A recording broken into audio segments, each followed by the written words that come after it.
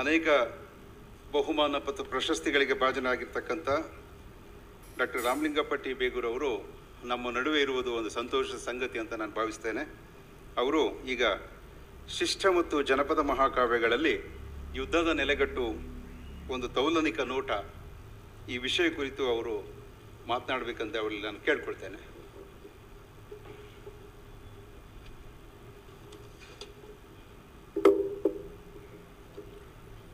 ಎಲ್ರಿಗೂ ನಮಸ್ಕಾರ.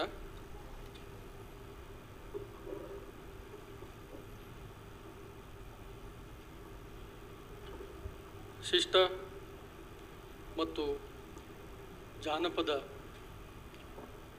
ಕಾವ್ಯಗಳು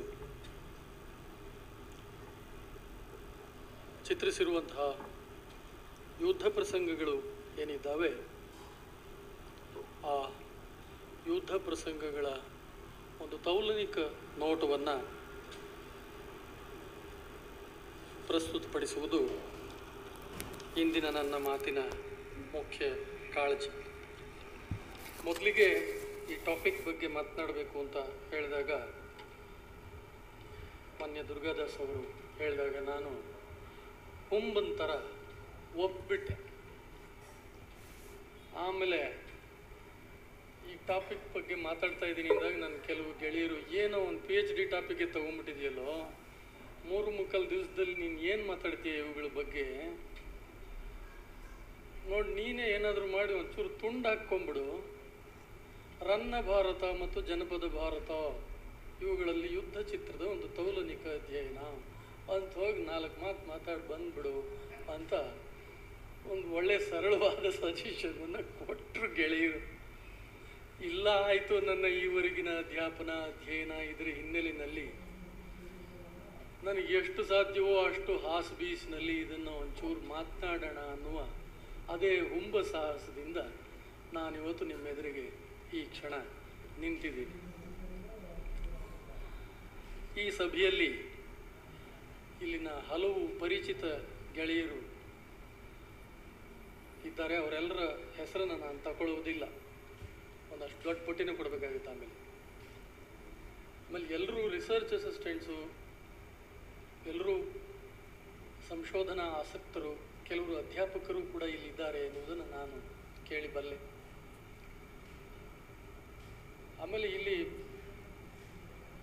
ನೆರೆದಿರುವ ಒಟ್ಟು ಕಮ್ಮಟಾರ್ಥಿಗಳಲ್ಲಿ ಬಹುಪಾಲು ಆಲ್ಮೋಸ್ಟ್ 90% ಎಲ್ಲ ಯುವ ಜನತೆ ಇರುವುದು ನನಗೊಂಚೂರು ಹುರುಪು ಕೊಟ್ಟಿದೆ. ಸೈ ಎಷ್ಟು ಬೇಕಾದರೂ ಈಸ್ಬಹುದು ಅಂತ. 1.5 ಗಂಟೆ ಈಗಾಗಲೇ ಅವರು ಫಿಕ್ಸ್ ಮಾಡಿದ್ದಾರೆ. 1 ಗಂಟೆ ಮಾತು ಮತ್ತು ಅರ್ಧ ಗಂಟೆ ಚರ್ಚೆ ಅಂತ ಹೇಳಿ ಇನ್ಸ್ಟ್ರಕ್ಷನ್ನು ಕೂಡ ಕೊಟ್ಟಿದ್ದಾರೆ. ಅದನ್ನು ಮೀರದೇ ಇರೋದಕ್ಕೆ ಪ್ರಯತ್ನ ಪಡ್ತೀನಿ. ನೋಡಿ, ಯುದ್ಧ ಅಂದ ಕೂಡಲೇ ನಾವು ಒಂದು ಮಾತನ್ನು ಇದಕ್ಕೆ ಪೂರ್ವ ಪೀಠಿಕೆಯಾಗಿ ತಗೋಬೇಕು. ನಮ್ಮಲ್ಲಿ ಸಾಮಾಜಿಕ ವಾಸ್ತವ ಮತ್ತು ಕಾವ್ಯ ವಾಸ್ತವ ಎರಡೂ ವಾಸ್ತವಗಳಲ್ಲಿ ಕಾಲ ಅನ್ನುವುದು ಎರಡೇ ಬಗೆಯಾಗಿ ಇರುವಂಥದ್ದು. ಒಂದು ಯುದ್ಧ ಕಾಲ, ಇನ್ನೊಂದು ಯುದ್ಧಕ್ಕೆ ಸಿದ್ಧತೆಯನ್ನು ಮಾಡಿಕೊಳ್ಳುವ ಕಾಲ. ಕಾಲ ಇರೋದು ಎರಡೇ. ಒಂದು ಯುದ್ಧ ನಡೀತಾ ಇರಬೇಕು, ನಡೀದೇ ಇದ್ದರೆ ಯುದ್ಧಕ್ಕೆ ಸಿದ್ಧತೆ ನಡೀತಾ ಇರಬೇಕು ಸದಾಕಾಲವೂ. ಯುದ್ಧ ಸನ್ನದ್ಧ ಕಾಲ ಮತ್ತು ಯುದ್ಧ ಕಾಲ ಅನ್ನುವ ಎರಡೇ ಕಾಲ ಈ ಲೋಕದಲ್ಲಿ ಇರೋದು. ಎರಡನ್ನೂ, ಸಾಹಿತ್ಯಿಕ ವಾಸ್ತವ ಮತ್ತು ಸಾಮಾಜಿಕ ವಾಸ್ತವ ಎರಡನ್ನೂ ಗಮನಿಸಿದ ಹಾಗೆ ಈ ಮಾತು ನಿಜ. ಆಮೇಲೆ ನಮ್ಮ ಸಾಹಿತ್ಯ ಪಠ್ಯಗಳು ಅವು ಶಿಷ್ಟವಾಗಿರಲಿ, ಜಾನಪದವಾಗಿರಲಿ, ದೇಸಿಯಾಗಿರಲಿ, ಮಾರ್ಗವಾಗಿರಲಿ, ನಮ್ಮ ಸಾಹಿತ್ಯ ಪಠ್ಯಗಳು ಕಟ್ಟಿಕೊಡುವಂತಹ ಯುದ್ಧದ ಪರಿಕಲ್ಪನೆ, ರಣಾಂಗಣದ ಪರಿಕಲ್ಪನೆ ಇದೆಯಲ್ಲ, ಅದು ಇವತ್ತಿನ ಸಮಾಜದ ಒಳಗಡೆ ಬಹಳ ಬದಲಾಗಿದೆ. ಯುದ್ಧ ಅನ್ನುವುದು ಯಾವುದೋ ಒಂದು ನಿರ್ದಿಷ್ಟವಾದಂತಹ ಗೊತ್ತು ಮಾಡಿದ ಸ್ಥಳದಲ್ಲಿ, ನಾವು ಕುರುಕ್ಷೇತ್ರ ಅಂದರೆ ಒಂದು ರಣಭೂಮಿಯ ಕಲ್ಪನೆ ನಮಗೆ ಬರ್ತದೆ. ಹಾಗೆ ನಿರ್ದಿಷ್ಟವಾದ ಸ್ಥಳದಲ್ಲಿ ನಡೆಯುವುದಲ್ಲ, ನಿರ್ದಿಷ್ಟವಾದ ಕಾಲದಲ್ಲಿ ನಡೆಯುವುದಲ್ಲ. ಈ ಯುದ್ಧದ ಪರಿಕಲ್ಪನೆ ಕಾಲಸ್ಥಳಗಳನ್ನು ಮೀರಿದಂತಹ ಒಂದು ಕ್ರಿಯೆಯಾಗಿ ಇವತ್ತು ನಮ್ಮೆದುರು ನಿಂತಿದೆ. ಆಮೇಲೆ ಯುದ್ಧದ ಪರಿಭಾಷೆ ಕೂಡ ಬೇರೆ ಬೇರೆ ಬೇರೆ ಬೇರೆ ರೀತಿಯ ಸ್ತರಗಳಲ್ಲಿ ನಮ್ಮಲ್ಲಿ ಚಲಾವಣೆಯನ್ನು ಪಡೆದಿದೆ. ನೋಡಿ, ನಾವು ಕಾಳಗ ಅಂತೀವಿ, ದಾಳಿ ಅಂತೀವಿ, ಸಂಘರ್ಷ ಅಂತೀವಿ, ಯುದ್ಧ ಅಂತೀವಿ, ಮಹಾಯುದ್ಧ ಅಂತೀವಿ. ಇವೆಲ್ಲವೂ ಕೂಡ ತಮ್ಮದೇ ಆದಂತಹ ಸ್ತರಗಳನ್ನು ಹೊಂದಿರುವ ಪರಿಭಾಷೆಗಳು.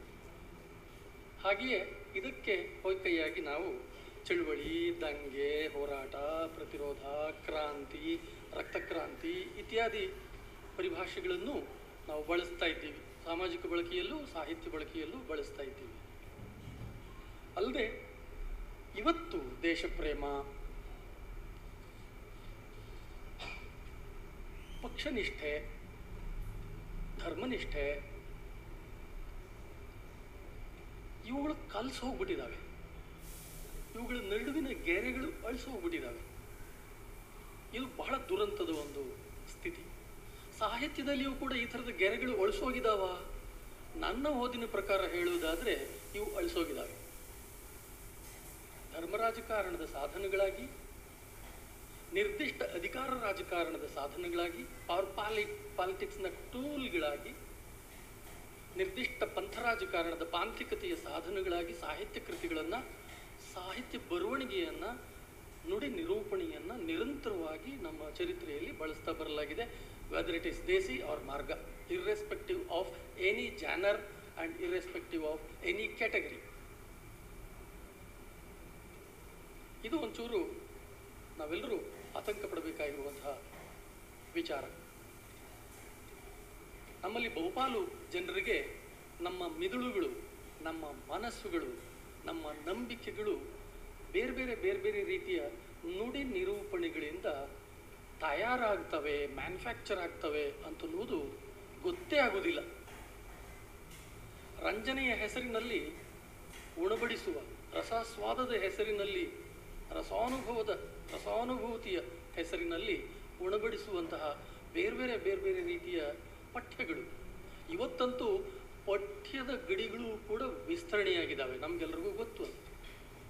ಅಕ್ಷರ ರಾಶಿ ಮಾತ್ರವೇ ಪಠ್ಯವಾಗಿ ಉಳಿದಿಲ್ಲ. ಇವತ್ತು ಬೇರೆ ಬೇರೆ ರೀತಿಯ ಶ್ರವ್ಯ, ದೃಶ್ಯ, ಡಿಜಿಟಲ್ ಮಿಕ್ಸ್ಡ್ ಫಾರಮ್ಸು ಪಠ್ಯಗಳಾಗಿ ರೂಪಗಳನ್ನು ತಾಳ್ತಾ ಇದ್ದಾವೆ. ಅವುಗಳು ನೇರವಾಗಿ ಮತ್ತು ಪರೋಕ್ಷವಾಗಿ ಬೇರೆ ಬೇರೆ ಬೇರೆ ಬೇರೆ ರೀತಿಯ ಪವರ್ ಪಾಲಿಟಿಕ್ಸ್ ಅಂತಂದರೆ ಎರಡು ಬಹಳ ಪ್ರಧಾನವಾದಂತಹ ಪವರ್ ಪಾಲಿಟಿಕ್ಸ್. ಒಂದು ರಾಜಕಾರಣದ ಅಧಿಕಾರ ಕೇಂದ್ರಕ್ಕೆ ನಡೆಯುವ ಬೇರೆ ಬೇರೆ ಪ್ರಜಾಪ್ರಭುತ್ವದ ಹೆಸರಿನಲ್ಲಿ ನಡೆಯುವ ಚುನಾವಣೆಯ ಯುದ್ಧ. ಚುನಾವಣೆಯನ್ನು ಯುದ್ಧ ಅಂತಾನೆ ನಮ್ಮವ್ರು ಕಾಣ್ತಾ ಇರೋದು ಇವತ್ತು. ನಾನು ಅದಕ್ಕೆ ಇವತ್ತು ಯುದ್ಧದ ಪರಿಕಲ್ಪನೆಯೇ ಬೇರೆಯಾಗಿದೆ ಅಂತ ಹೇಳಿದ್ದು. ಪ್ರಜಾಪ್ರಭುತ್ವದ ಹೆಸರಿನಲ್ಲಿ ಅಧಿಕಾರ ಸ್ಥಾನವನ್ನು ಹಿಡಿಯಲಿಕ್ಕೆ ಮಾಡುವಂತಹ ಬೇರೆ ಬೇರೆ ರೀತಿಯ ಹುನ್ನಾರಗಳು. ಹಾಗೆಯೇ ಧಾರ್ಮಿಕ ಅಧಿಕಾರ ಕೇಂದ್ರ. ನಾನು ಎರಡು ಬಹಳ ಪ್ರಧಾನವಾದಂತಹ ಪವರ್ ಪಾಲಿಟಿಕ್ಸ್ ಅಂತ ಹೇಳಿದ್ನಲ್ಲ. ಒಂದು ಧಾರ್ಮಿಕವಾದಂತಹ ಅಧಿಕಾರ ಕೇಂದ್ರದಲ್ಲಿ ಧಾರ್ಮಿಕವಾದಂತಹ, ದೈವಿಕವಾದಂತಹ, ಪಾಂಥಿಕವಾದಂತಹ, ಸೈದ್ಧಾಂತಿಕವಾದಂತಹ ಯಾಜಮಾನ್ಯವನ್ನು ಸ್ಥಾಪಿಸುವುದಕ್ಕೆ ನಿರಂತರವಾಗಿ ಸಮಾಜದ ಒಳಗಡೆ ಬೇರೆ ಬೇರೆ ಬೇರೆ ಬೇರೆ ರೀತಿಯ ಹತ್ಯಾರಗಳನ್ನು ಬಳಸ್ತಾ ಇರ್ತಾರೆ. ಆ ರೀತಿಯ ಬಳಕೆಯ ಹತ್ಯಾರಗಳಲ್ಲಿ ಯುದ್ಧವೂ ಒಂದು, ಸಾಹಿತ್ಯವೂ ಒಂದು. ಇದನ್ನು ನಾವು ಗಮನದಲ್ಲಿ ಇಟ್ಕೊಂಡ್ರೆ ನಾವು ಶಿಷ್ಟ ಮತ್ತು ಪರಿಶಿಷ್ಟ, ದೇಸಿ ಮತ್ತು ಮಾರ್ಗ, ಶಿಷ್ಟ, ಜಾನಪದ ಈ ಥರದ ಒಂದು ವರ್ಗೀಕರಣಗಳು ಏನಿದ್ದಾವೆ, ಈ ವರ್ಗೀಕರಣಗಳನ್ನು ದಾಟಿ ಒಟ್ಟು ನುಡಿ ನಿರೂಪಣೆಗಳು, ಒಟ್ಟು ಪಠ್ಯಗಳು ಸಮಾಜದ ಮೇಲೆ ಮಾಡಬಹುದಾದಂತಹ ಬೇರೆ ಬೇರೆ ಬೇರೆ ಬೇರೆ ರೀತಿಯ ಪರಿಣಾಮಗಳನ್ನು ಗ್ರಹಿಸಲಿಕ್ಕೆ, ಅರ್ಥೈಸಿಕೊಳ್ಳಲಿಕ್ಕೆ ಸಾಧ್ಯ ಆಗ್ತದೆ. ಇಲ್ಲ, ಇನ್ನೊಂದು ಮಾತನ್ನು ನಾನು ಹೇಳಿ ನಾನು ಮುಂದಿನ ವಿಚಾರಕ್ಕೆ ಬರ್ತೀನಿ. ಅದೇನು ಅಂತಂದರೆ, ನಮ್ಮಲ್ಲಿ ಈ ಜಾನಪದ ಮತ್ತು ಶಿಷ್ಟ ಅನ್ನುವುದಿದೆಯಲ್ಲ, ಇದು ಪರಸ್ಪರ ಸಂಪರ್ಕ ಇಲ್ಲದೇ ಇರುವ ಎರಡು ಪ್ರತ್ಯೇಕಿತ ನಡುಗಡ್ಡೆಗಳಲ್ಲ. ಇವು ಪರಸ್ಪರ ಸಂಪರ್ಕ ಇಲ್ಲದೇ ಇರುವಂಥ ಎರಡು ಪ್ರತ್ಯೇಕಿತವಾದ ನಡುಗಡ್ಡೆಗಳಲ್ಲ. ಪರಸ್ಪರ ಸದಾಕಾಲವು ನಿರಂತರವೂ ಕೊಡುಗೆಗಳಿಂದ ಬೇರೆ ಬೇರೆ ರೀತಿಯ ಪ್ರಭಾವಗಳಿಗೆ, ಪ್ರೇರಣೆಗಳಿಗೆ ಗುರಿಯಾಗ್ತಾ ಬಂದಿರುವಂತಹ, ರೂಪಾಂತರಗಳಿಗೆ ಗುರಿಯಾಗ್ತಾ ಬಂದಿರುವಂತಹ ಎರಡು ಎಂಟಿಟಿಗಳು. ನಾವು ಈ ಜಾನಪದ, ಶಿಷ್ಟ ಇಂಥದ್ದನ್ನು ಶೈಕ್ಷಣಿಕವಾಗಿ ನಮ್ಮ ಅಧ್ಯಯನದ ಅನುಕೂಲಕ್ಕೆ ನಾವು ವರ್ಗೀಕರಿಸಿಕೊಂಡಿರೋದು. ಈ ಎರಡೇ ರೀತಿಯ ವರ್ಗೀಕರಣ ಸಮಾಜದ ಒಳಗಡೆ ಇಲ್ಲ. ಮತ್ತು ಸಮಾಜದಲ್ಲಿ ಸಾಹಿತ್ಯವನ್ನು ಅನುಸಂಧಾನ ಮಾಡುವಾಗ ಹೀಗೆ ಎರಡೇ ರೀತಿಯ, ಎರಡನ್ನು ಅಕ್ಕಪಕ್ಕ ಇಟ್ಟು ತೌಲನಿಕವಾಗಿ ನೋಡುವಂತಹ ಕ್ರಮಗಳಿಗಿಂತ ಭಿನ್ನವಾದಂತಹ ಅಸಂಖ್ಯ ನೋಟಕ್ರಮಗಳು ಸಮಾಜದಲ್ಲಿ ಚಲಾವಣೆಯಲ್ಲಿ ಇದ್ದಾವೆ. ಸೊ ಅವುಗಳನ್ನು ಕೂಡ ನಾವು ಲೆಕ್ಕಕ್ಕೆ ತಗೋಬೇಕು ಅನ್ನುವುದು ನನ್ನ ಒಂದು ಮಾತು. ಆಮೇಲೆ ನಾವು ಒಂದು ಸಣ್ಣ ಭೇದವನ್ನು ಗುರುತಿಸ್ಕೋಬೇಕು. ಈಗೇನು ನಾವು ಯುದ್ಧ ಚಿತ್ರಗಳಿರುವಂತಹ ಮಹಾಕಾವ್ಯಗಳನ್ನು ಸುಮ್ಮನೆ ಉದಾಹರಣೆಗೆ ನಾವು ಸುಮ್ಮನೆ ಗುರುತಿಸ್ಕೊಳ್ಳೋದಾದರೆ ಪಂಪ, ರನ್ನ, ನಾಗಚಂದ್ರ, ಮುಖ್ಯವಾಗಿ ರಾಮಾಯಣ ಭಾರತ ಪರಂಪರೆಗಳು. ರಾಮಾಯಣ ಭಾರತ ಪರಂಪರೆಗಳಲ್ಲಿ ಜೈನ ಪರಂಪರೆ ಬೇರೆ ಇದೆ, ವೈಷ್ಣವ ಪರಂಪರೆ ಬೇರೆ ಇದೆ, ಶೈವ ಪರಂಪರೆ ಬೇರೆ ಇದೆ, ಬೇರೆ ಬೇರೆ ರೀತಿಯ ಪಾಂಥಿಕ ಪರಂಪರೆಗಳು ಬೇರೆ ಬೇರೆ ಇದ್ದಾವೆ. ಅಂದರೆ ಗಾಮೊಕ್ಕಲ ಮಹಾಭಾರತ ಗಾಮೊಕ್ಕಲ ಜನಾಂಗದ ಅಭಿರುಚಿ, ಗಾಮೊಕ್ಕಲ ಜನಾಂಗದ ನಂಬಿಕೆಗಳು ಮತ್ತು ಅವರ ವೈಚಾರಿಕತೆಯನ್ನು ಪ್ರಕಾಶಪಡಿಸುವಂತಹ ಕೆಲಸವನ್ನು ಮಾಡುತ್ತೆ. ಗೊಂಡರ ರಾಮಾಯಣ ಅವರ ವೈಚಾರಿಕತೆಯನ್ನು, ಅವರ ಸಮಾಜ ಗ್ರಹಿಕೆಯನ್ನು, ಅವರ ಲೋಕದೃಷ್ಟಿಯನ್ನು ಪ್ರಕಾಶಪಡಿಸುವಂತಹ ಕೆಲಸವನ್ನು ಮಾಡುತ್ತೆ. ಹಾಗೆ ಇಲ್ಲಿರುವಂತಹ ಅನೇಕ ಮುದ್ರಿತ ಮಹಾಕಾವ್ಯಗಳು ಇವತ್ತು ನಮಗೆ ಮೌಖಿಕವಾಗಿ ಚಲಾವಣೆಯಲ್ಲಿ ಇರುವ ಮತ್ತು ಮುದ್ರಿತವಾಗಿರುವ ಮಹಾಕಾವ್ಯಗಳು ನಮಗೆ ಓದಲಿಕ್ಕೆ ಸಿಗ್ತಾ ಇದ್ದಾವೆ, ಕೇಳಲಿಕ್ಕೂ ಸಿಗ್ತಾ ಇದ್ದಾವೆ. ಅದು ಮಂಟೇಸ್ವಾಮಿ ಕಾವ್ಯ ಇರಬಹುದು, ಬಿಳಿಗಿರಿ ರಂಗನ ಕಾವ್ಯ ಇರಬಹುದು, ಮಾದಪ್ಪನ ಕಾವ್ಯ ಇರಬಹುದು, ಸಿರಿಪಾಡ್ದನ ಇರಬಹುದು, ಕೋಟಿ ಚೆನ್ನಯ್ಯ ಇರಬಹುದು, ಯತ್ತಪ್ಪ ಜುಂಜಪ್ಪನ ಕಾವ್ಯಗಳಿರಬಹುದು, ಮೈಲಾರಲಿಂಗನ ಕಾವ್ಯ ಇರಬಹುದು, ಹಾಲ್ಮತ್ ಕಾವ್ಯ ಇರಬಹುದು, ಯಲ್ಲಮ್ಮ ದೇವಿಯ ಕಾವ್ಯ ಇರಬಹುದು. ಹೀಗೆ ನನ್ನ ಗಮನಕ್ಕೆ ಬಂದಿರುವ ಹಾಗೆ 30ಕ್ಕೂ ಹೆಚ್ಚು ಮೌಖಿಕ ಮಹಾಕಾವ್ಯಗಳು ಮುದ್ರಿತವಾಗಿ ಇವತ್ತು ನಮಗೆ ಓದಲಿಕ್ಕೆ ಸಿಗ್ತವೆ. ಮತ್ತು 50ಕ್ಕೂ ಹೆಚ್ಚು ಮಹಾಕಾವ್ಯಗಳು ಸಮಾಜದಲ್ಲಿ ಇವತ್ತಿಗೂ ಲಿವಿಂಗ್ ಲಿಟಲ್ ಟ್ರೆಡಿಷನ್ಸ್ ಆಗಿ ಚಾಲ್ತಿಯಲ್ಲಿ ಇದ್ದಾವೆ. They are all living traditions. ಅವುಗಳು ಬಾಳಿಗೆ ಗುರಿಯಾಗುತ್ತಿರುವ ಸಾಹಿತ್ಯಗಳು ಮತ್ತು ಬಾಳಿಗಾಗಿ ನಿರೂಪಣೆಗೊಳ್ಳುತ್ತಿರುವ, ನಿರಂತರ ಚಲನಶೀಲವಾಗಿ ನಿರೂಪಣೆಗೊಳ್ಳುತ್ತಿರುವ ಸಾಹಿತ್ಯಗಳು. ಅವುಗಳನ್ನು ನಾವು ಪ್ರದರ್ಶನ ಕಲೆಗಳಾಗಿಯೇ ನೋಡ್ತೀವಿ. Performing art forms. ಈ ಪರ್ಫಾರ್ಮಿಂಗ್ ಆರ್ಟ್ ಫಾರ್ಮ್ಸನ್ನು ಅಂದರೆ ಪ್ರದರ್ಶನ ಕಲೆಗಳನ್ನು ನಾವು ನೋಡುವಾಗ ಮೌಖಿಕ ಮಹಾಕಾವ್ಯ ಅಂತ ನಾವೊಂದು ಕ್ಯಾಟಗರಿ ಮಾಡ್ಕೊಂಡಿದ್ದೀವಿ ಶಿಕ್ಷಣ ವ್ಯವಸ್ಥೆ ಒಳಗಡೆ. ಅವು ಅಲ್ಲದೆ ಇನ್ನಿತರ ಕ್ಯಾಟಗರಿಗಳು ಇದ್ದಾವೆ ಅವುಗಳ ಜೊತೆಯಲ್ಲಿ ಪರ್ಫಾರ್ಮಿಂಗ್ ಆರ್ಟ್ಸಲ್ಲಿ. ಈಗ ಬಯಲಾಟ ಇರ್ಬೋದು, ಸಣ್ಣ ಆಟ ಇರ್ಬೋದು, ದೊಡ್ಡ ಆಟ ಇರ್ಬೋದು, ಡಪ್ಪಿನಾಟ ಇರ್ಬೋದು, ರಾಧಾನಾಟ ಇರ್ಬೋದು, ಯಕ್ಷಗಾನ ಇರಬಹುದು, ನಮ್ಮ ಕಡೆ ಇರುವಂತಹ ಕೇಳಿಕೆ ಇರಬಹುದು, ಅರೆ ರಂಗಭೂಮಿ ಚಟುವಟಿಕೆಗಳಾದಂತಹ ತಾಳೆಮದ್ದಳೆ ಇರಬಹುದು, ತತ್ವಕ್ಕೆ ಹಾಕುವುದಿರಬಹುದು, ಗೆಜ್ಜೆ ಪೂಜೆ ಇರಬಹುದು, ಅಸಂಖ್ಯವಾದಂತಹ ಬೇರೆ ಬೇರೆ ರೀತಿಯ ಪರ್ಫಾರ್ಮಿಂಗ್ ಆರ್ಟ್ ಫಾರ್ಮ್ಸ್ ನಮ್ಮಲ್ಲಿ ಚಲಾವಣೆಯಲ್ಲಿದ್ದಾವೆ. ಈ ಎಲ್ಲ ಪರ್ಫಾರ್ಮಿಂಗ್ ಆರ್ಟ್ ಫಾರ್ಮ್ಸ್ಗಳ ನಡುವೆ ಒಂದು ತೌಲನಿಕವಾದಂತಹ ಜಗತ್ತನ್ನು ನಾವು ಕಟ್ಟಿಕೊಳ್ಳುವುದಕ್ಕೂ ಸಾಧ್ಯ ಇದೆ. ನಾವು ಹಾಗೆ ಏನು ಲಿಖಿತ ಸಾಹಿತ್ಯ ಚರಿತ್ರೆಯನ್ನು, ಶಿಷ್ಟ ಸಾಹಿತ್ಯ ಚರಿತ್ರೆ ಅಂತ ಏನು ಸೋಕಾಲ್ಡ್ ಸಾಹಿತ್ಯ ಚರಿತ್ರೆ ರಚನಾಶಾಸ್ತ್ರದ ಹಿನ್ನೆಲೆಯಲ್ಲಿ ಕಟ್ಕೊಂಡು ಬಂದಿದ್ದೀವೋ, ಆ ಸಾಹಿತ್ಯ ಚರಿತ್ರೆ ರಚನಾಶಾಸ್ತ್ರದ ಆಚೆಗೂ ಕೂಡ ನಾವು ಬೇರೆ ಬೇರೆ ರೀತಿಯ ತೌಲನಿಕ ದಾರಿಗಳನ್ನು ರೂಪಿಸ್ಕೊಳ್ಳೋದಕ್ಕೆ ಸಾಧ್ಯ ಇದೆ. ಅದನ್ನು ನಿಮ್ಮ ಮುಂದೆ ಸುಮ್ಮನೆ ಮಂಡಿಸಿ, ನಾನು ಆ ಪ್ರಯತ್ನವನ್ನು ಇವತ್ತು ಮಾಡೋದಿಲ್ಲ, ನಿಮ್ಮ ಸುಮ್ಮನೆ ಆ ಸಾಧ್ಯತೆಯನ್ನು ನಿಮ್ಮ ಮುಂದೆ ಮಂಡಿಸಿ ನಾನು ಮುಂದಕ್ಕೆ ಹೋಗ್ತೀನಿ. ಇಲ್ಲಿ ಹೇಳಬೇಕಾಗಿದ್ದದ್ದು ಒಂದು ಮಾತು ಮುಖ್ಯವಾಗಿ, ಅದೇನು ಅಂತಂದರೆ, ever changing performing art form ಒಂದನ್ನು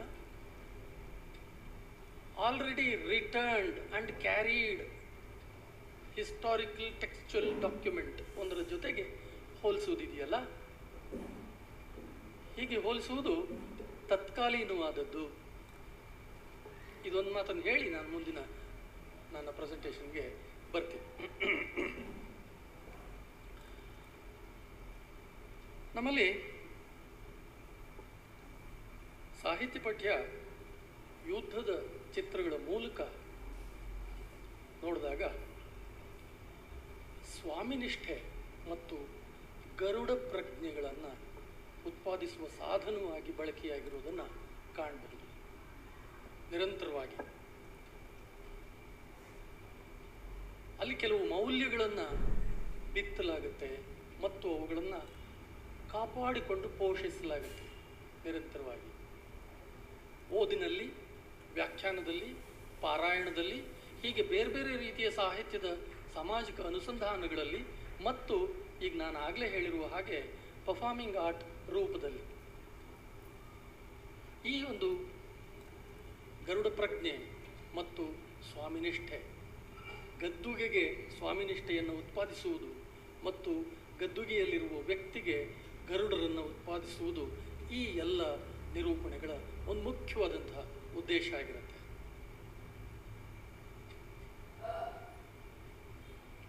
ಅಲ್ಲದೆ ದೈವನಿಷ್ಠೆ, ವಿಶೇಷವಾಗಿ ಏಕದೈವನಿಷ್ಠೆ, ರಾಜಪ್ರಭುತ್ವಕ್ಕೆ ಪರ್ಯಾಯವಾಗಿ ಮತ್ತು ಎದುರಾಗಿ ದೈವ ಪ್ರಭುತ್ವದ ಪ್ರತಿಷ್ಠಾಪನೆ, ಮಠನಿಷ್ಠೆ, ಪಂಥನಿಷ್ಠೆಗಳನ್ನು ಪ್ರತಿಪಾದಿಸುವಂತಹ ಕೆಲಸವನ್ನು, ಉತ್ಪಾದಿಸುವಂತಹ ಕೆಲಸವನ್ನು, ನಮ್ಮ ಮನಸ್ಸಿನ ಒಳಗಡೆ ಸ್ಥಾಪಿಸುವಂತಹ ಕೆಲಸವನ್ನು ಈ ಎಲ್ಲ ಯುದ್ಧ ಚಿತ್ರಗಳು, ಶಿಷ್ಟ ಮತ್ತು ಜಾನಪದ ಎರಡೂ ಕಡೆ ಇರುವ ಎಲ್ಲ ಕಾವ್ಯಗಳ ಎಲ್ಲ ಯುದ್ಧ ಚಿತ್ರಗಳು ಅಜಮಾಸು ಈ ಕೆಲಸವನ್ನು ಮಾಡ್ತಾ ಬಂದಿದ್ದಾವೆ ನಿರಂತರವಾಗಿ. ನಮ್ಮಲ್ಲಿ ವೀರಮರಣದ ಕಲ್ಪನೆಯನ್ನು ಹೇಳ್ತಾರೆ, ವೀರ ಸ್ವರ್ಗದ ಕಲ್ಪನೆಯನ್ನು ಹೇಳ್ತಾರೆ. ಅದೆಂಥ ವಿಚಿತ್ರವಾದದ್ದು ಅಂತಂದರೆ, ಇಲ್ಲಿ ತಿನ್ನಕ್ಕೆ ಅನ್ನ ಇಲ್ಲದೆ ಇರೋ ಬಡವರು ಒಂದು ಹೊಟ್ಟೆಪಾಡಿಗೆ ಉದ್ಯೋಗ ಅಂತ ಸೈನ್ಯಕ್ಕೆ ಸೇರ್ತಾರೆ. ಇವತ್ತಿರೋದು ಪರಿಸ್ಥಿತಿ ಹಾಗೇನೆ. ಪುಲ್ವಾಮಾ ದಾಳಿ ಆಯ್ತಲ್ಲ, ಅಲ್ಲಿ ಸತ್ತಿರೋರ ಆರ್ಥಿಕ ಹಿನ್ನೆಲೆಯನ್ನು ನೋಡಿದ್ರೆ ಅವ್ರು ಯಾರು ಶ್ರೀಮಂತರ ಮಕ್ಕಳಲ್ಲ, ಅವ್ರು ಯಾರು ಮೇಲ್ವರ್ಗದ ಮಕ್ಕಳಲ್ಲ, ಅವ್ರು ಯಾರು ಇಂಡಸ್ಟ್ರಿಯಲಿಸ್ಟ್ಗಳ ಮಕ್ಕಳಲ್ಲ, ಅವ್ರು ಯಾರು ಪುರೋಹಿತರ ಮಕ್ಕಳಲ್ಲ, ಬಡವ್ರ ಮಕ್ಕಳು, ಹಿಂದುಳಿದವ್ರ ಮಕ್ಕಳು. ಅವರೆಲ್ಲ ಹೊಟ್ಟೆಪಾಡಿಗೆ ಹೋಗಿರೋರು, ಅವ್ರಿಗೆ ಉದ್ಯೋಗ ಅದು. ದೇಶಭಕ್ತಿ ನಾವು ಪರದೆ ಮೇಲೆ ಕೂತ್ಕೊಂಡು ಕಿರಿಚ್ತೀವಿ, ಪರದೆ ಮೇಲೆ ಕೂತ್ಕೊಂಡು ಚೀರ್ದಾಕ್ಷಣಕ್ಕೆ ದೇಶಭಕ್ತಿ ನಮ್ಮೊಳಗಡೆ ಉತ್ಪಾದನೆ ಆಗ್ತದೆ ಅಂತ ನಾವೇನು ಭಾವಿಸ್ಬೇಕಾಗಿಲ್ಲ, ಅಥವಾ ಕೇಳಿದವ್ರು ಎದುರುಗಡೆ ಉತ್ಪಾದನೆ ಆಗ್ತದೆ ಅಂತ ನಾವೇನು ಭಾವಿಸ್ಬೇಕಾಗಿಲ್ಲ. ಅವ್ರು ಚೀರೋದು ಕೂಡ ಒಂದು ಆರ್ಥಿಕ ರಾಜಕಾರಣವೇ. ಅವ್ರು ಇನ್ಯಾರು ಬಿಸ್ಕೆಟ್ಗೂ ಬಾಲ್ ಅಲ್ಲಾಡಿಸ್ತಾ ಇರೋ ನಾಯಿಗಳಾಗಿರ್ತಾರೆ. ನಾನು ಸ್ವಲ್ಪ ಕಟುವಾಗಿ ಮಾತನಾಡ್ತೀನಿ, ಬೇಜಾರು ಮಾಡ್ಕೋಬೇಡಿ. ಇವತ್ತು ಬೆಳಗ್ಗೆ ಪೇಪರ್ನಲ್ಲಿ ಒಂದು ಕಾರ್ಟೂನ್ ನೋಡಿದೆ. ಮೋದಿ ಬೃಹನ್ನಳಿಯಾಗಿ ತನ್ನ ಮೊಲೆಯಿಂದ ಮಗುವಿಗೆ ಹಾಲು ಉಣಿಸ್ತಾ ಇದ್ದಾನೆ. ಆ ಹಾಲು ಉಣ್ತಾ ಇರುವ ಮಗು ಯಾವುದು ಅಂತಂದರೆ ಇಂಡಿಯನ್ ಮೀಡಿಯಾ.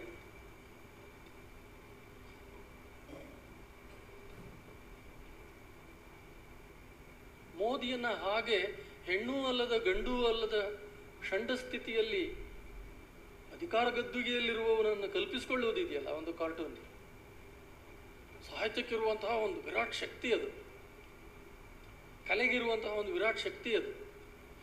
ದುರಂತ ಅಂದರೆ ಈ ಕಲೆಗಿರುವ ವಿರಾಟ್ ಶಕ್ತಿಯನ್ನೇ ಮತ್ತು ನಮ್ಮೆಲ್ಲರ ಒಳಗಿರುವ ರಂಜನೆಗಾಗಿ ಸದಾ ಹಪಹಪಿಸುವ ದೌರ್ಬಲ್ಯವನ್ನೇ ಎನ್ಕ್ಯಾಶ್ ಮಾಡಿಕೊಂಡು ನಮ್ಮನ್ನೆಲ್ಲರನ್ನ ಗದ್ದುಗೆ ಭಕ್ತರನ್ನಾಗಿ ತಯಾರಿಸಲಾಗ್ತಾ ಇದೆ.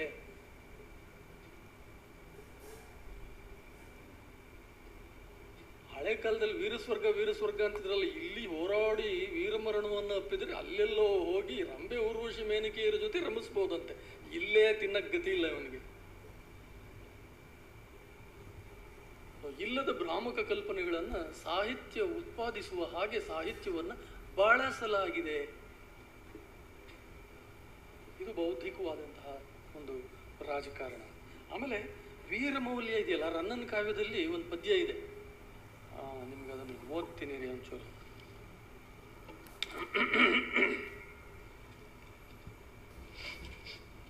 ಅದರಲ್ಲಿ 3 ಮಾತುಗಳು ಉಲ್ಲೇಖ ಆಗಿದ್ದಾವೆ. ಒಂದು ತುರುಗೋಳ್, ಇನ್ನೊಂದು ಪೆಣ್ಬುಯ್ಯಲ್, ಮೂರನೇದು ಊರಳಿವು. ತುರುಗೋಳ್ ದನಗಳನ್ನ ಹೊಡ್ಕೊಂಡು ಹೋಗೋದು, ಪೆಣ್ಬುಯ್ಯಲ್ ಹೆಣ್ಣುಗಳನ್ನ ಹೊತ್ಕೊಂಡು ಹೋಗೋದು. ಯುದ್ಧ ನಂತರ ಗೆಲುವಿನ ಸಂದರ್ಭದಲ್ಲಿ ಲೂಟಿ ಬಹಳ ಜೋರಾಗಿ ನಡೆಯುತ್ತೆ. ಆ ಲೂಟಿಯ ಭಾಗ ಕೇವಲ ಧನಕನಕ ದವಸ ಧಾನ್ಯ ಆಸ್ತಿ ಅಷ್ಟೇ ಅಲ್ಲ, ಹೆಣ್ಣು ಕೂಡ. ಹೆಣ್ಣು ಲೂಟಿಯ ಒಂದು ವಸ್ತು. ತುರುಗೋಳೊಳ್ ಪೆಣ್ಬುಯ್ಯಲೊಳ್ ಎರೆವೆಸದೊಳ್ ನಂಟ ನೆಡರೊಳ್ ಊರೋಳ್ ಊರಳುವಿನೊಳಂ ತರಿಸಂದು ಗಂಡುತನ ಮನೆ ನೆರುಪದವಂ ಗಂಡನಲ್ಲ ನೆಂತುಂ ಷಂಡಂ. ವಿಶೇಷವಾಗಿ ಗಂಡಸರಿಗೆ ಹೇಳ್ತಾ ಇದ್ದಾರೆ. ಇವತ್ತು ಸೈನ್ಯಕ್ಕೆ ಹೆಣ್ಮಕ್ಳು ಸೇರ್ತಾ ಇದ್ದಾರೆ, ಗಂಡು ಮಕ್ಕಳು ಸೇರ್ತಾ ಇದ್ದಾರೆ. ಮುಂಚೆ ಹೆಣ್ಮಕ್ಳನ್ನ ಸೈನ್ಯದಲ್ಲಿ ಹೇಗೆ ಬಳಸ್ತಾ ಇದ್ರು ಅನ್ನೋದು ಕೂಡ ಒಂದು ಕುತೂಹಲವಾದಂತಹ ಸಂಗತಿ. ಆಮೇಲೆ ಬರ್ತೀನಿ ನಾನು ಆ ವಿಚಾರಕ್ಕೆ. ಗಂಡುತನ ಮತ್ತು ಷಂಡತನವನ್ನ ಎತ್ತಿ ಆಡ್ತಾ ಈ ಪದ್ಯದ ಒಳಗಡೆ ಊರಿಳಿಯುವಾಗ, ಹೆಣ್ಣು ಮಕ್ಕಳನ್ನು ಒಯ್ಯುವಾಗ, ದನಗಳನ್ನು ಕದ್ದೊಯ್ಯುವಾಗ, ಯುದ್ಧದ ಸಂದರ್ಭದಲ್ಲಿ ಹೇಡಿಯಾಗಿ ಕೂತಿರುವವನು ಗಂಡಸೇ ಅಲ್ಲ, ಅವನು ಷಂಡ ಅಂತ. ವೀರತನ ಇಲ್ಲದೆ ಇದ್ರೆ ಅದೊಂದು ಬಾಳೆನ್ರಿ. ದೊರೆಗಳಿಗೂ ಕೂಡ, ದೊರೆಗಳು ದಂಡಯಾತ್ರೆಗೆ ಹೋಗ್ಬೇಕಂತೆ. ಏನೋ ಮಾಡೋಕೆ ಕೆಲಸ ಇಲ್ಲಿರುವಾಗ ದಂಡಯಾತ್ರೆಗೆ ಹೋಗು ಅಂತ. ದಂಡಯಾತ್ರೆ ಕಲ್ಪನೆನೇ ಹೆಂಗಿದೆ ನೋಡಿ. ದಂಡನ್ನು ತಗೊಂಡು ಯಾತ್ರೆ ಹೋಗೋದು. ಯಾತ್ರೆ, it's A journey of war. ಪರಾಕ್ರಮ ಅನ್ನುವುದು ಒಂದು ದೊಡ್ಡ ಮೌಲ್ಯ. ಪರರನ್ನ ಆಕ್ರಮಿಸುವುದು ಶೌರ್ಯ. ದಾನವೆನ್ನುವುದು ಹೇಗೆ ಒಂದು ದೊಡ್ಡ, ಅದು ದಾನ ಯಾರಿಗೆ ಮೌಲ್ಯ? ರಾಜರಿಗೆ ಮೌಲ್ಯ.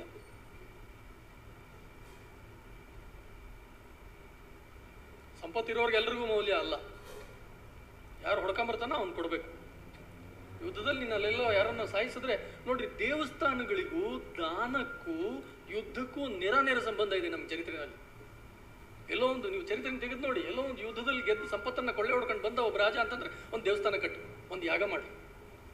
ಆಮೇಲೆ ಯುದ್ಧ ನಂತರದಲ್ಲಿ ಸುಮ್ಮನೆ ಕೂತಿರೋದಲ್ಲ, ಯುದ್ಧ ಎಲ್ಲ ಮುಗಿತ ನೋಡಿ. ಕುರುಕ್ಷೇತ್ರ ರಾಮಾಯಣ ಆಗುತ್ತಲ್ಲ, ರಾಮಾಯಣದಲ್ಲಿ ಯುದ್ಧ ಮತ್ತು ಕುರುಕ್ಷೇತ್ರ ಮಹಾಭಾರತದಲ್ಲಿ ಯುದ್ಧ ಏನ್ ನಡೀತೆ, ಈ ಎರಡೂ ಯುದ್ಧಗಳ ನಂತರದಲ್ಲಿ ಅವ್ರು ಸುಮ್ಮನೆ ಇದ್ರ? ರಾಮಾಯಣ ಭಾರತ ಯುದ್ಧಗಳ ನಂತರದಲ್ಲಿ ಸುಮ್ಮನೆ ಇರಲಿಲ್ಲ. ಧರ್ಮರಾಯನೂ ಅಶ್ವಮೇಧ ಮಾಡ್ತಾನೆ, ರಾಮನೂ ಅಶ್ವಮೇಧ ಮಾಡ್ತಾನೆ. ಹಾಗಾದ್ರೆ ಯುದ್ಧ ಅವರಿಗೆ ಕಲಿಸ್ಕೊಟ್ಟು ಪಾಠ ಏನು? ಏನ್ ಪಾಠ ಕಲಿಸ್ಕೊಡ್ತು ಅವರಿಗೆ? ಗೆಲುವಿನಿಂದ ಬರುವ ಅಹಂಕಾರ ಮತ್ತು ಆ ಅಹಂಕಾರದಿಂದ ಬರುವಂತಹ ಮತ್ತಷ್ಟು ಮಗದಷ್ಟು ಸಾಮ್ರಾಜ್ಯವನ್ನು ವಿಸ್ತರಿಸಬೇಕು ಅನ್ನುವಂತಹ ಒಂದು ಆಕಾಂಕ್ಷೆ, ರಾಜ್ಯ ವಿಸ್ತರಣಾ ಆಕಾಂಕ್ಷೆ, ಇದು ನಮ್ಮ ಚರಿತ್ರೆಯ ಒಳಗಡೆ ನಿರಂತರವಾಗಿ ಕೆಲಸ ಮಾಡಿರೋದನ್ನು ನಾವು ಕಾಣಬಹುದು ಅಂತ. ಆಮೇಲೆ ಈ ಅವತಾರದ ಕಲ್ಪನೆ ಮತ್ತು ಧರ್ಮಸ್ಥಾಪನೆಯ ಕಲ್ಪನೆ ಕೂಡ ಇಲ್ಲಿ ಬಹಳ ಮುಖ್ಯವಾದದ್ದು. ಯುದ್ಧ ಚಿತ್ರಗಳಲ್ಲಿ ದೇವ್ರು ಮತ್ತೆ ಅವತಾರ ಎತ್ತುತ್ತಾನಂತೆ. ಧರ್ಮ ಅಖಿಲವಾದಾಗ ದೇವ್ರು ಮತ್ತೆ ಅವತಾರ ಎತ್ತುತ್ತಾನಂತೆ. ಹೇಗೆ ಅವತಾರ ಎತ್ತುತ್ತಾನೆ ಅಂತಂದರೆ, ದೊರೆಯಾಗಿ, ಪುರೋಹಿತನಾಗಿ ಅಥವಾ ಕಿಂಗ್ ಮೇಕರ್ ಆಗಿ ಅವತಾರ ಎತ್ತುತ್ತಾನೆ. ಹಾಗೆ ಅವನು ಅವತಾರ ಎತ್ತಿ ಮಾಡೋದು ಏನು ಅಂತಂದರೆ ಧರ್ಮ ಸಂಸ್ಥಾಪನೆ. ಯುದ್ಧದ ಉದ್ದೇಶ ಏನು ಅಂದರೆ ಧರ್ಮ ಸಂಸ್ಥಾಪನೆ. ಧರ್ಮ ಸಂಸ್ಥಾಪನೆ ಅಂದ್ರೆ ಏನು? ಧರ್ಮ ಸಂಸ್ಥಾಪನೆ ಅಂತಂದ್ರೆ ವರ್ಣಾಶ್ರಮ ಧರ್ಮ ಸ್ಥಾಪನೆ. ವರ್ಣಾಶ್ರಮ ಧರ್ಮ ಸ್ಥಾಪನೆ ಅಂದ್ರೆ ಯಥಾಸ್ಥಿತಿ ಸ್ಥಾಪನೆ. ಯಾರ್ಯಾರು ಎಲ್ಲೆಲ್ಲಿ ಇರ್ತಾರೋ ಅಲ್ಲಲ್ಲೇ ಇರಬೇಕು. ಯಾರ್ಯಾರು ಯಾವ್ಯಾವ ಗದ್ದುಗೆಯಲ್ಲಿ ಇರ್ತಾರೋ ಅಲ್ಲಲ್ಲೇ ಇರಬೇಕು. ವಂಶಪಾರಂಪರ್ಯವಾದಂತಹ ರಾಜಾಳ್ವಿಕೆಯನ್ನು ನಿರಂತರವಾಗಿ ಹಾಗೆಯೇ ಅದು ಅಲುಗಾಡದ ಹಾಗೆ ಕಾಪಾಡುವುದು, ಅದು ದೇವ್ರ ಕೆಲಸ, ಅವತಾರದ ಕೆಲಸ.